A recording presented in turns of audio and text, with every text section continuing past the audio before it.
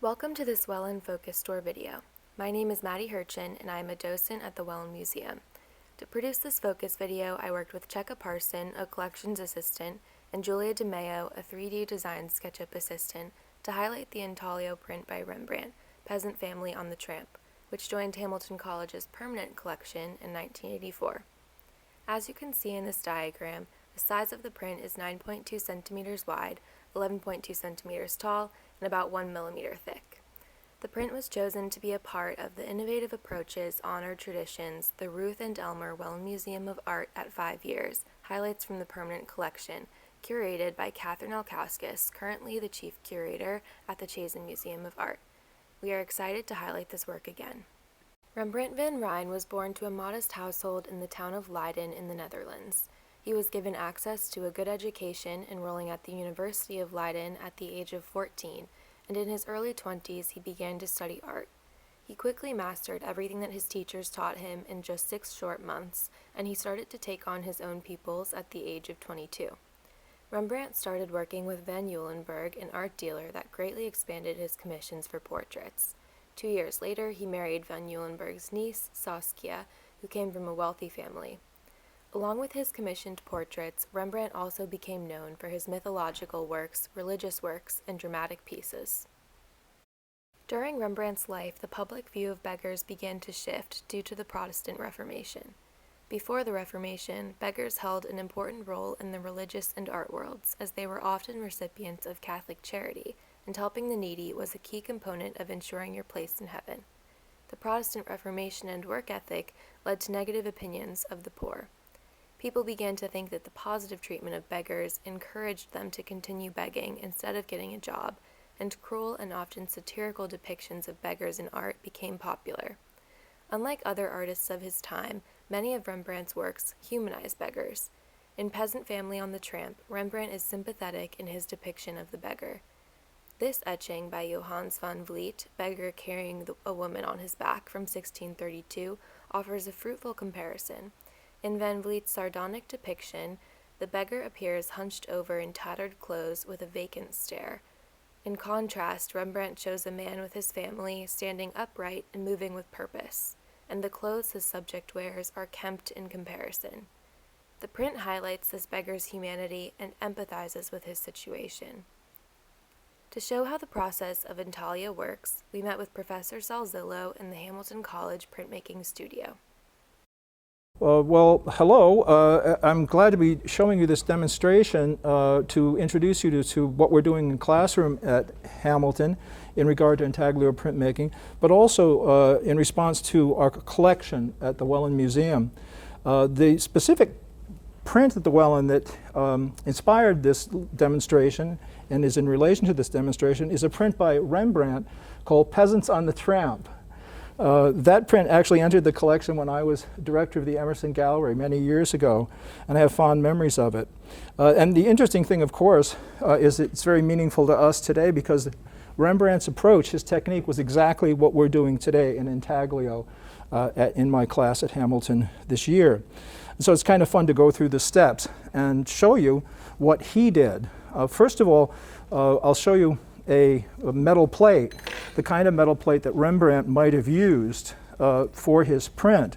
Of course, you know, Rembrandt was a prolific printmaker, and I think his impact on printmaking was almost more important historically in terms of his followers. The etching mark, the intaglio mark, it gives a very clean line, and that's really characteristics of Peasants on the Tramp. You don't really see a lot of tonal buildup.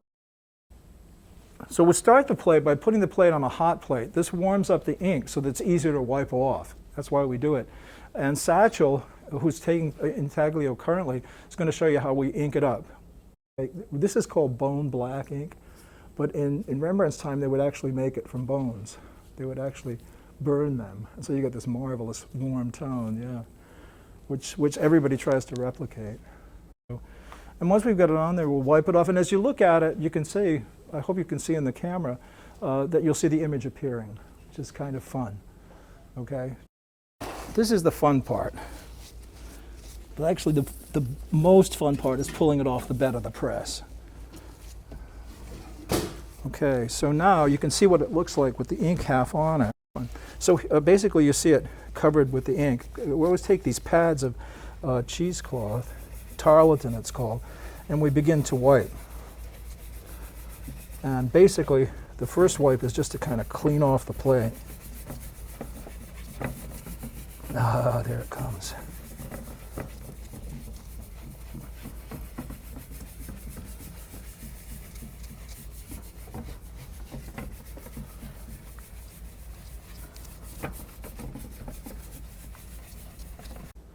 We're going to put it on the bed of the press, put a piece of paper underneath, then we'll lay the print down, or the plate down.